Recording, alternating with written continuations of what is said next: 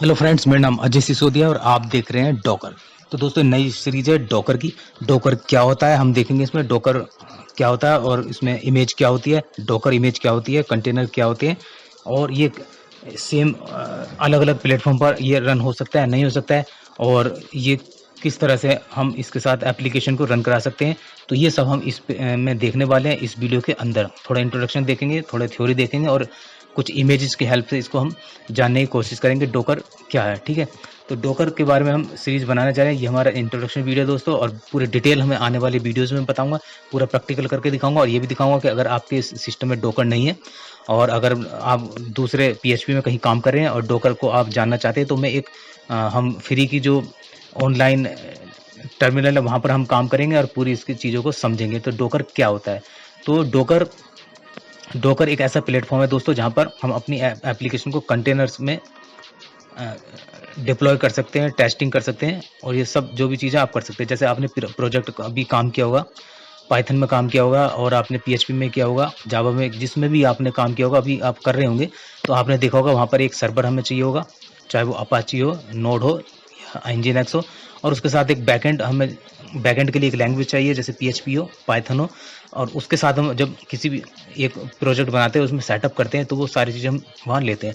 तो जब हम वो प्रोजेक्ट बनाते हैं, लेकिन यहाँ पर क्या होता है डॉकर में, यहाँ पर एक कंटेनर्स के रूप में ये जो एप्लीकेशन हमारी कंटेनर्स के रूप में चलती है। कंटेनर में ही जो एक पैकेज, पूरा पैकेज एक कंटेनर के अंदर होता है और वो आइसोलेटेड होता है। तो सबसे पहले मैं आपको बताता हूँ, अगर गूगल में आप जाएंगे और टाइप करेंगे डॉकर, तो आपको ये ओपन हो जाएगा। यहाँ से आप देखेंगे साइट, और ये है डॉकर हब। तो मैं इंट्रोडक्शन दूंगा अभी आगे भी और भी।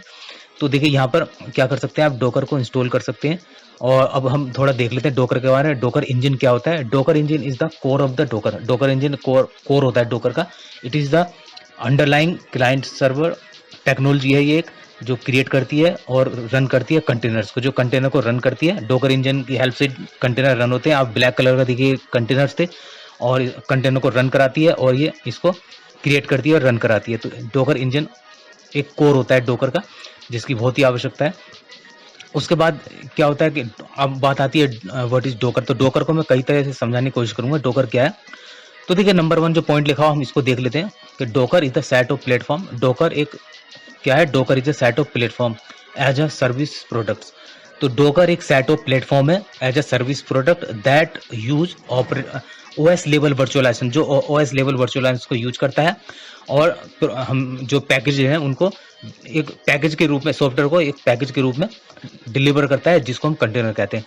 तो वही जो पैकेज होते हैं वो ये कैसे सोच सकते हैं आप कि कंटेनर के अंदर एक पैकेज है, और वो कंटेनर हम में, यानी कि पैकेज का मतलब हमारी क्या हो सकती है, एप्लीकेशन है वो कंप्लीट, जिसके अंदर डिपेंडेंसी होंगी, और कॉन्फ़िगरेशन हुआ, स्क्रिप्ट हुआ, बाइनरीज हुई, ये सारी वो एक कंटेनर के अंदर होती है। ठीक है, तो वैसे तो क्या होता है, मेरे एक डॉकर फाइल होती है। डॉकर फाइल आप ये देख रहे हैं ABC, आपने एक कंटेनर से हमारे 3 राइट साइड में जो रन हो रहे थे, वो आगे समझाऊंगा मैं।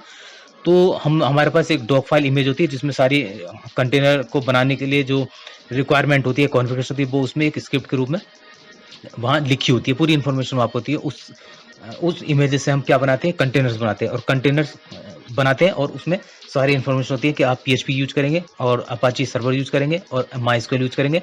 तो सारी की सारी वो एक कंटेनर के अंदर, और एक कंटेनर बनाती है, और वहाँ पर आप उसको रन करा सकते हैं। 2-3 ये जितने पैकेज हैं, आप एक कंटेनर में भी आप इसको रन करा सकते हैं। तो और इनके अलग अलग कंटेनर भी, हमारे जो अलग अलग एप्लीकेशन होंगी उसके अलग अलग कंटेनर भी बना सकते हैं आप, जो आइसोलेटेड होते हैं एक दूसरे से। तो कंटेनर्स का बाहर के इन्वायरमेंट से कोई लेना देना ऐसा नहीं होता है, वो उसकी जितनी डिपेंडेंसी होती है वो उसके पास होती है। और इसमें एक फ़ायदा ये होता है दोस्तों कि, अब मैं देखिए सेकंड वाला पढ़ के बताता हूँ। Docker is the software platform for building application based on. Docker एक सॉफ्टवेयर प्रोग्राम है जो एप्लीकेशन को बनाता है, किस बेस पे बनाता है, कंटेनर्स के बेस में। यानी जो एप्लीकेशन बनती है वो कंटेनर्स पे बनती है, कंटेनर्स में, कंटेनर्स की तरह से यूज होती है। जो कि कंटेनर क्या होते हैं, स्मॉल एंड लाइट वेट होते हैं।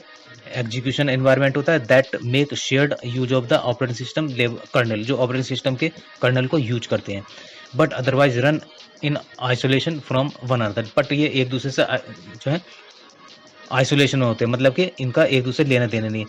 तो जैसे मुझे एक PHP रन कराना है, तो मुझे उसका एक अलग कंटेनर चाहिए, और मुझे अगर दूसरी लैंग्वेज पाइथन चलाना है तो मुझे उसका अलग कंटेनर चाहिए, या मैं चाहता हूँ कि nginx मैंने अपने सिस्टम पे डालना है तो मैं उसकी इमेज डोकर हब से लूँगा और पुल करूँगा और मैं उसका कंटेनर क्रिएट कर दूँगा।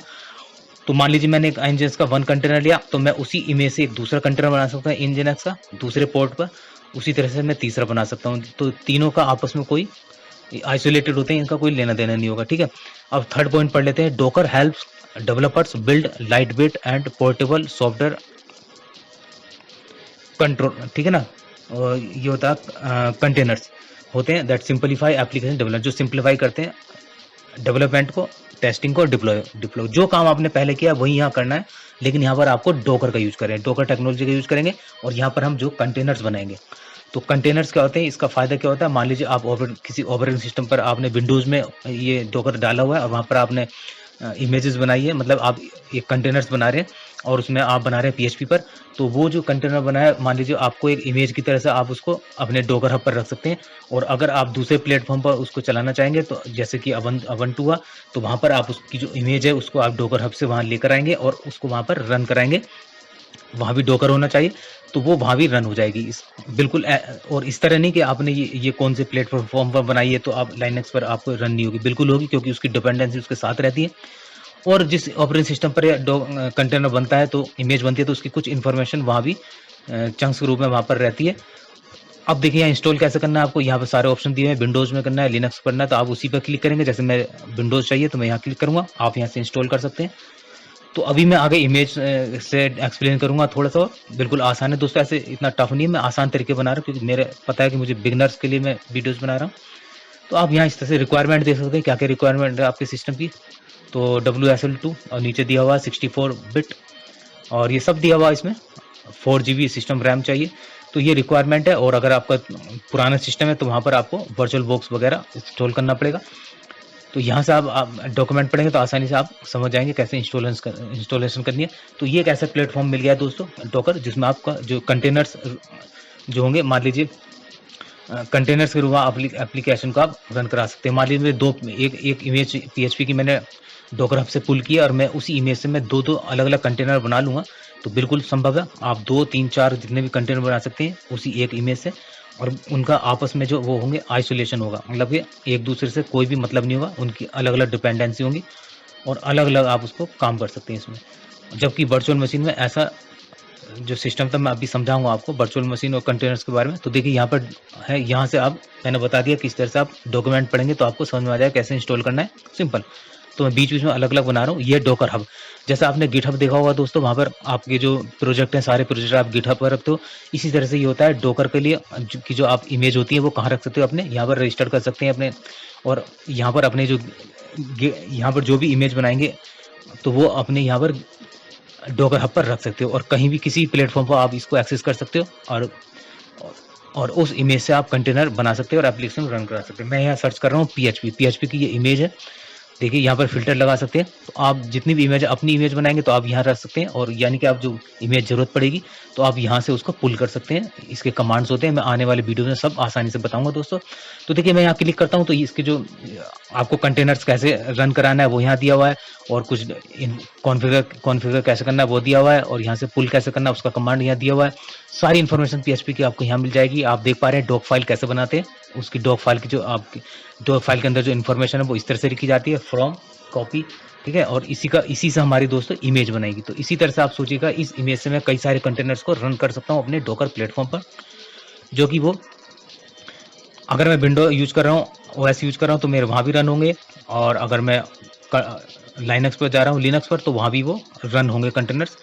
इनका कोई भी, जैसे पहले आप प्रोजेक्ट होता था, अगर मैंने कहाँ बनाया विंडोज पर यूज करके ऑपरेटिंग सिस्टम को यूज करके बनाया, अगर मैं लिनक्स पर लेना चाहता हूँ तो वो पूरा सिस्टम कोई डिपेंडेंसी काम नहीं करेंगी, ये दिक्कत आती है। अब देखिए यहाँ पर लेफ्ट साइड में दिया है कंटेनराइजेशन एप्लीकेशंस, और यहाँ दिया आपका वर्चुअल मशीन्स, राइट साइड में वर्चुअल मशीन्स। तो देखिए नीचे लिखा हुआ है इंफ्रास्ट्रक्चर, और ये होस्ट ऑपरेटिंग मशीन होता है, और यहाँ डॉकर होता है, और राइट साइड में देखेंगे तो इंफ्रास्ट्रक्चर, उसके हाइपर वाइजर होता है, उसके बाद वर्चुअल मशीन। दोस्तों वर्चुअल मशीन क्या होती है, जैसे यहाँ पर ऐप बी और ऐप 3 दिया हुआ, 3, तो मुझे क्या करना पड़ा, यहाँ पर पूरी वर्चुअल मशीन क्रिएट करने के लिए उसके CPU चाहिए, रैम कितनी चाहिए, पूरे जैसे ऑपरेटिंग सिस्टम होता है उस तरह से यहाँ पर एक वर्चुअल मशीन ऐप A के लिए बनी, फिर ऐप B के लिए और ऐप C के लिए। तो आप सोचिए दोस्तों यहाँ पर 3 वर्चुअल मशीन बनी है, और बिल्कुल ऐसे जैसे ऑपरेटिंग सिस्टम होता है उसका क्लोन ही मान के चलिएगा। तो कितना ज़्यादा ये जो है जगह घेरती है, मतलब कितना हैवी हो जाता है। अब यहाँ कंटेनराइजेशन में देखिएगा, यहाँ पर आपने क्या किया है, डोकर, सिर्फ डोकर इंस्टॉल किया है ऑपरेटिंग सिस्टम पर, और यहाँ पर एक ऐप बनाया, ठीक है। अब देखिए बिल्कुल वही डायग्राम है, यहाँ पर डोकर का मैं राइट में दिखा रहा हूँ, आपने ऐप ए बनाया, ऐप बी बनाया, और उसकी जो लाइब्रेरीज होंगी, ऐप ए की लाइब्रेरीज उसके अंदर होंगी, ठीक है, और बाइनरीज अंदर होंगी, और ऐप बी की अलग होंगी। तो यहाँ पर कितने भी कंटेनर्स आप क्रिएट कर सकते हैं। इसका आइसोलेशन, ये आइसोलेटेड होते हैं एक दूसरे से, कोई भी डिस्टर्बेंस एक दूसरे का नहीं होगा। जितनी डिपेंडेंसी या जितनी रिक्वायरमेंट इनको होती है वो इतना ही लेते हैं, और इतनी वो चीज़ एक्वायर करेंगे। और बाकी बहुत लाइट वेट होते हैं कंटेनर्स, जैसे वर्चुअल मशीन आप देख रहे हैं लेफ्ट साइड में, ऐप ए ऐप बी, और यहाँ पर कंटेनर देखिए, 2 कंटेनर है यहाँ पर, डोकर डेमन, और यहाँ पर वर्चुअलाई। अब वर्चुअलाई देखिए पोर्टेबल है ये तो, ठीक है, जो कंटेनर है। वर्चुअल मशीन देखेंगे लेफ्ट साइड में, तो आप देख रहे हैं यहाँ पर बिल्कुल, आप ये मान के चलिए एक ऐप ए के लिए एक ऑपरेटिंग सिस्टम बनाया, और ऐप बी के लिए एक ऑपरेटिंग सिस्टम। तो ऑपरेटिंग सिस्टम आपको पता है उसमें रैम चाहिए, सीपीयू चाहिए, जबकि कंटेनर के बेस में ऐसा नहीं है। अब यहाँ देखिए, यहाँ पर एक डोकर फाइल है, जो मैं आगे बताऊंगा। एक डोकर फाइल होती है जिससे हम अपनी इमेज क्रिएट कर सकते हैं। एक बेस इमेज होती है, और उस बेस इमेज से आप, अब देखिए यहाँ पर बेस इमेज है नीचे, और ये हम अपनी इमेज बना रहे हैं। तो डोकर फाइल हमने डोकर हब से यहाँ पर पुल की होगी, तो यहाँ से उसका बिल्ड बनेगा, बिल्ड बना लेंगे तो हम अपनी खुद की इमेज बना लेंगे। तो हम उससे बेस इमेज से कई सारी इमेजेस बना सकते हैं, और उसको अलग अलग कंटेनर्स में हम को चला सकते हैं। तो इस तरह से ये एक सिंपल सा आसान सा तरीका है डोकर का।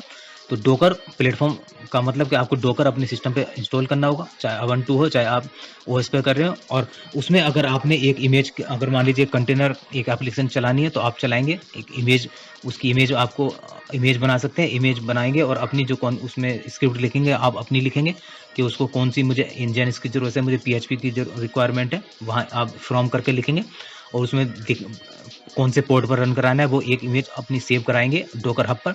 अब उस अगर आपको लिनक्स में आपको ये प्रोजेक्ट चलाना है, एप्लीकेशन चलाना है, तो आप वहाँ पर उस इमेज को पुल करेंगे, और उस इमेज को बिल्ड करेंगे, और उस कंटेनर चलाएंगे, तो वो ये जो एप्लीकेशन बनाई है आपने PHP की, वो वहाँ भी रन करेगी। तो अब ये पहले की तरह नहीं है, जैसे आपने एक सिस्टम पर आप अपना प्रोजेक्ट बनाया है, मान लीजिए आपने लिनक्स बनाया है, तो लेकिन आपको आपके सीनियर ने कहा कि आप मुझे यहाँ विंडो पर, मुझे मेरे पास विंडो है, तो यहाँ आप इसको पूरा सिस्टम डाल दीजिए, तो बड़ा टफ हो जाएगा। ऐसे करना है, क्योंकि आपको पूरा ऑपरेटिंग सिस्टम जो उसको जो एनवायरनमेंट है पूरा आपको देना पड़ेगा, वो काफ़ी टफ हो जाता है।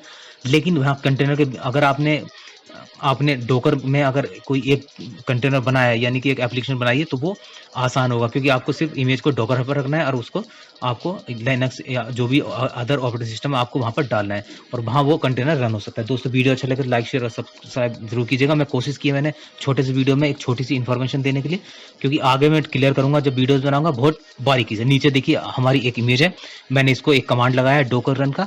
अब वो इमेज जब चली है तो उसने एक कंटेनर खड़ा कर दिया है, और कंटेनर खड़ा कर दिया तो इसके अंदर जो कंटेनर इमेज के अंदर जितनी भी डिपेंडेंसी कॉन्फ़िगरेशन थी, वो सारी की सारी वहाँ काम करना शुरू कर दिया। तो कंटेनर एक एप्लीकेशन बनाई है मैंने, जैसे PHP की हो सकती है और पाइथन की हो सकती है। मैं इस कंटेनर के अंदर जो फाइल्स है मैं उसको चेंज कर सकता हूँ, मैं उसको कॉपी कर सकता हूँ अपने लोकल मशीन पर, या फिर लोकल मशीन से मैं इसमें कर सकता हूँ अब इस कंटेनर